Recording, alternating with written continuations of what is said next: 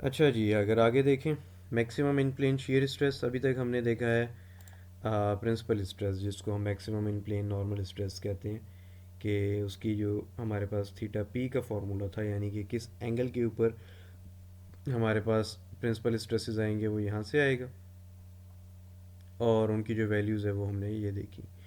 अब इसके बाद ज़ाहिर है कि शीयर स्ट्रेस की अगर हम बात करें तो इसका भी हमने फार्मूला ड्राइव किया था लास्ट टाइम, और उसमें वो भी थीटा के ऊपर डिपेंड करता था। तो इसका मतलब ये कि थीटा आप चेंज करते जाएंगे तो टॉ एक्स वाई, टॉ डैश एक्स और डैश वाई की वैल्यूज़ भी चेंज होती रहेंगी, और ऐसा कोई थीटा आएगा जिस पे शीयर स्ट्रेस की हमारे पास मैक्सिमम वैल्यू होगी। तो वो जो थीटा होगा वो मैक्सिमम शीयर प्लेन कहलाएगा, मैक्सिमम शीयर स्ट्रेस प्लेन, और जो उसका रिस्पेक्टिव शीयर स्ट्रेस आएगा वो maximum in plane shear stress कहलाएगा। तो जिस तरह टेन टू थीटा पी का फार्मूला था, इसी तरह टेन टू थीटा एस का फार्मूला है, और ये इसमें और उसमें से फ़र्क ये है कि ये माइनस का साइन है और ये रेसिप्रोकल है। उसका मतलब ये और पिछला वाला जो फार्मूला था वो नेगेटिव रेसिप्रोकल है एक दूसरे का। अगर आप ये देखें कि इसमें टॉ एक्स वाई डिनोमिनेटर में है और ये वाली टर्म न्यूमिनेटर में है विद नेगेटिव साइन, और यहाँ पे देखें तो ये न्यूमिनेटर में है और ये डिनोमिनेटर में।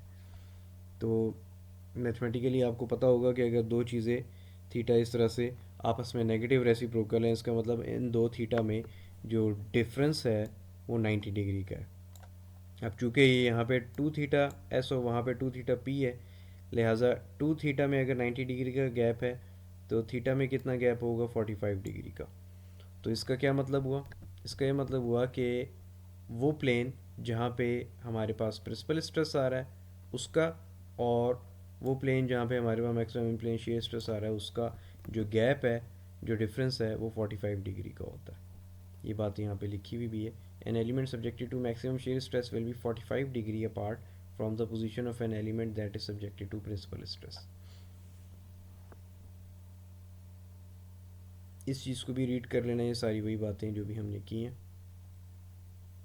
और अब ये जो थीटा आपके पास आ गया है जो मैक्सिमम शीयर स्ट्रेस निकालने का, इसको आप इस पिछली इक्वेशन में फीड करेंगे इस वाली में, तो आपके पास मैक्सिमम शीयर स्ट्रेस का फॉर्मूला आएगा जो कि ये वाला है।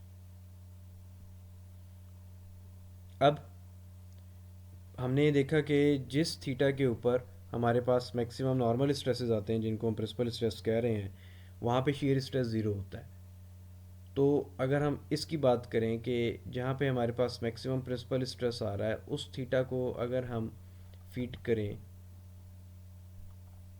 इस इक्वेशन में जो कि हमारे पास ये नॉर्मल स्ट्रेस की है, तो हमारे पास जो आंसर आएगा वो आएगा ये वाला। और ये जो हमारे पास आंसर आएगा, ये बात इसमें यहीं पे ये वाली लिखी हुई है कि टू थीटा एस की वैल्यू जब आप डालेंगे उस इक्वेशन में तो हमारे पास ये आंसर आएगा, और ये आंसर क्या है, sigma x plus sigma Y by two, this is the average of two stresses. तो हम ये कह सकते हैं कि जो नॉर्मल स्ट्रेस होता है वो एवरेज स्ट्रेस होता है कहाँ पे, जहाँ पे आपके पास मैक्सिमम शेयर स्ट्रेस आ रहा है उस प्लेन में, उस ओरिएंटेशन में, उस डायरेक्शन में, मतलब ज़ीरो नहीं होता।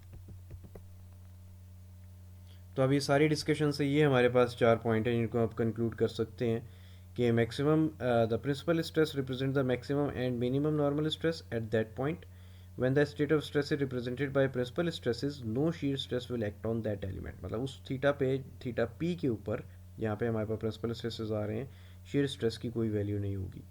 The state of stress at the point can also be represented in terms of maximum in plane shear stress। In this case an average normal stress will also act on the element। मतलब ये कि जहाँ पे maximum shear stress आ रहा है वहाँ पे normal stress होगा, और वो कितना होगा, वो एवरेज नॉर्मल स्ट्रेस होगा।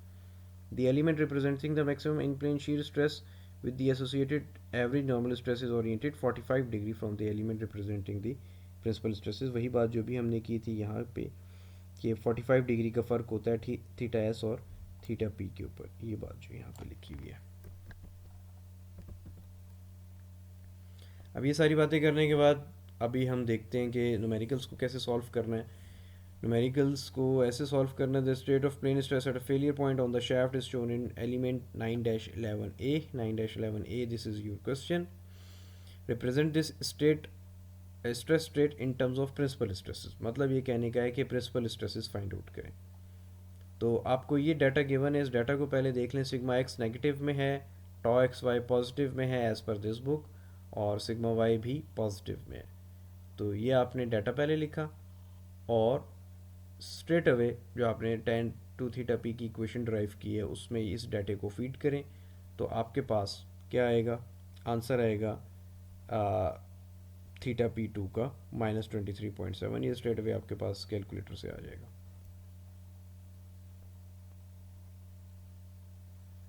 अच्छा, अब इसमें हमने जैसे अभी पहले बात की थी कि थीटा पी वन और थीटा पी टू में आपस में 90 डिग्री का गैप होता है।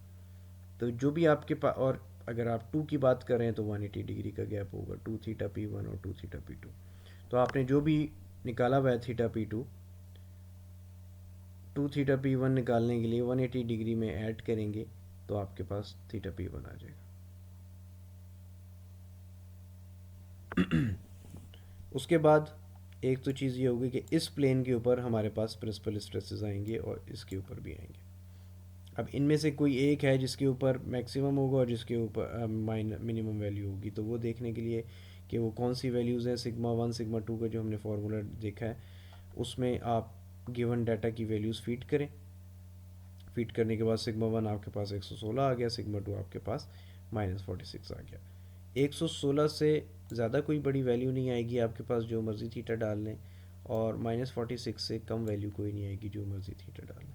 तो ये हमारे पास प्रिंसिपल स्ट्रेसेस हैं, और ये नॉर्मल स्ट्रेसेस की बात हो रही है, क्योंकि फ़िलहाल क्वेश्चन में सिर्फ प्रिंसिपल स्ट्रेसेस की बात हुई थी, तो इसलिए हम नॉर्मल स्ट्रेसेस ही फाइंड आउट करेंगे।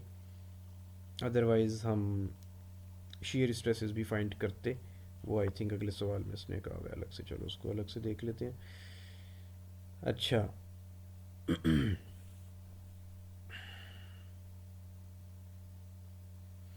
अब ये बात कि इनमें से कौन सा थीटा है, ये हमने दो थीटा निकाले हैं, थीटा पी वन और थीटा पी टू, इनमें से कौन सा थीटा है जो हमें ज़्यादा बड़ी वैल्यू दे रहा है, ये वाली या ये वाली, ये तो हमें नहीं पता। तो ये पता लगाने के लिए इनमें से कोई भी थीटा, फॉर एग्ज़ाम्पल मैं -23.7 को उस मेन इक्वेशन में जो हमने पहले क्लासरूम में डिराइव की थी उसमें पुट कर देता हूँ। -23.7 को यहाँ पे और यहाँ पे पुट करें, ये आपने पुट किया, बाकी जो गिवन डाटा है वो भी पुट करें, तो सिग्मा एक्स का आपके पास एक आंसर आएगा। वो आंसर या तो ये वाला होगा या ये वाला। अभी आप देखें -46 ये वाला आंसर आया। इसका क्या मतलब हुआ कि -23.7 का जो एंगल है उस पे, जो उस प्लेन पे, उस सरफेस पे जो वैल्यू आ रही है सिग्मा की वो ये आ रही है, तो ऑटोमेटिकली 66.3 पे जो वैल्यू आएगी वो 116 आएगी। तो इसका ये मतलब हुआ कि जो मेजर प्रिंसिपल स्ट्रेस है 116 जो बड़ी वैल्यू है उसके साथ जो एंगल बन रहा है वो ये वाला बन रहा है। अब ये चीज़ ज़ाहिर है पता लगाना ज़रूरी होता है, क्योंकि आपने अब अल्टीमेटली इस चीज़ को फिगर में शो करना है। अब आप अल्टीमेटली ये ऐसी फ़िगर बनाएंगे।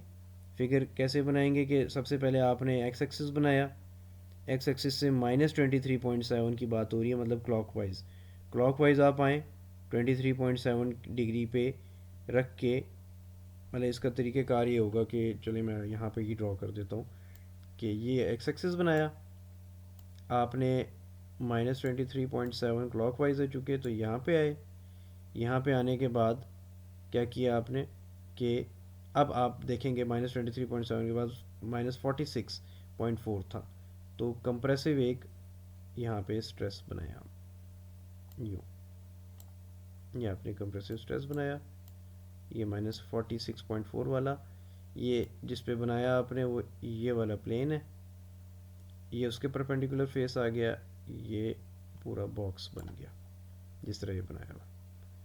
अब आपके पास एक चीज़ आ गई है तो ज़ाहिर है दूसरी भी आप बना सकते हैं। दूसरी की क्या वैल्यू है, 116 प्लस में है, तो इसके परपेंडिकुलर प्लेन में हमको पता ये होती है, तो ये आप परपेंडिकुलर प्लेन में प्लस में बना दें 116, और 116 का जो एंगल है वो कौन सा वाला है, वो इसके साथ ये वाला एंगल है 66.3 जो ये बना हुआ है। तो इस तरह से आपने एलिमेंट को, प्रिंसिपल एलिमेंट को शो भी करना होता है सॉल्यूशन के बाद। इसलिए मैं कह रहा था कि ये थीटा और ये थीटा पता लगाना ज़रूरी है कि ये थीटा किसके साथ है और ये थीटा किसके साथ है। अब आ जाते हैं अगेन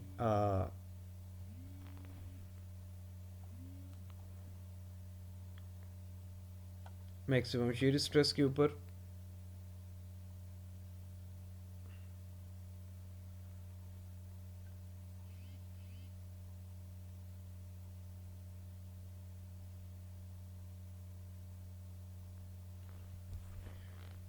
क्या है सवाल? Represent this stress state in terms of maximum plane shear stress and associated average normal stress. Straight away आप मतलब ये है कि आपने फाइंड आउट करना है गिवन स्टेट ऑफ स्ट्रेस की हेल्प से कि मैक्सिमम शीयर स्ट्रेस कहाँ पे आ रहा है और उसकी क्या वैल्यू है। तो अगेन डाटा आपने लिखा, सिग्मा एक्स माइनस में है, सिग्मा वाई प्लस में है, टॉ एक्स वाई प्लस में है। tan टू थीटा एस का फॉर्मूला आपको पता है, उसमें आपने वैल्यूज़ डाली। Theta S one theta S two की आपके पास वैल्यू है 42.5, इसको थीटा एस वन कह लें या थीटा एस टू, इससे कोई फ़र्क नहीं पड़ता। और इसको आप डिवाइड करेंगे टू से तो आपके पास थीटा एस टू आ जाएगा, क्योंकि ये टू थीटा एस टू था। और again two theta S one find करना है तो 180 प्लस कर दें इसमें, तो आपके पास ये आ जाएगा 111। 180 प्लस करेंगे टू थीटा एस टू में और उसको डिवाइड बाई टू कर देंगे, 111 आ जाएगा। इन दोनों में आपस में आप गैप देखें तो 90 डिग्री का आपको नज़र आ रहा है। अब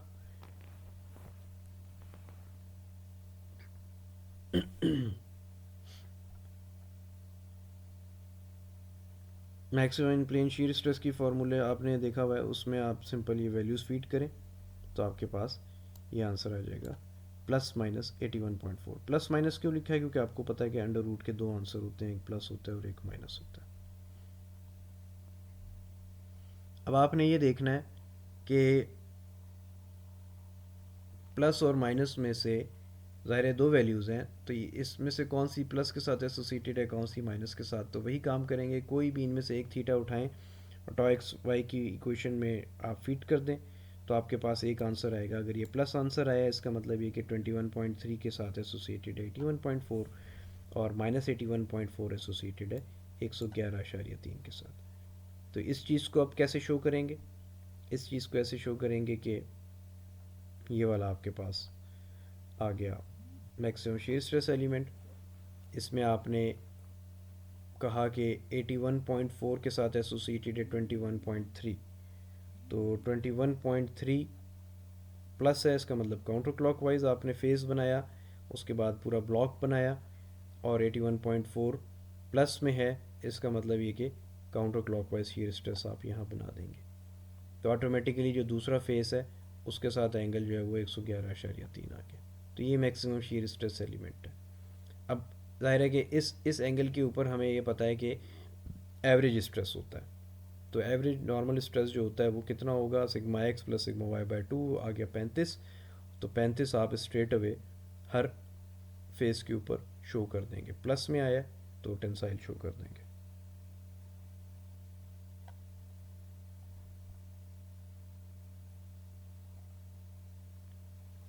लाइकवाइज ये कुछ और भी साथ में एग्जांपल्स हैं, इनको भी आप देखें कि कैसे सॉल्व किए हैं इन्होंने।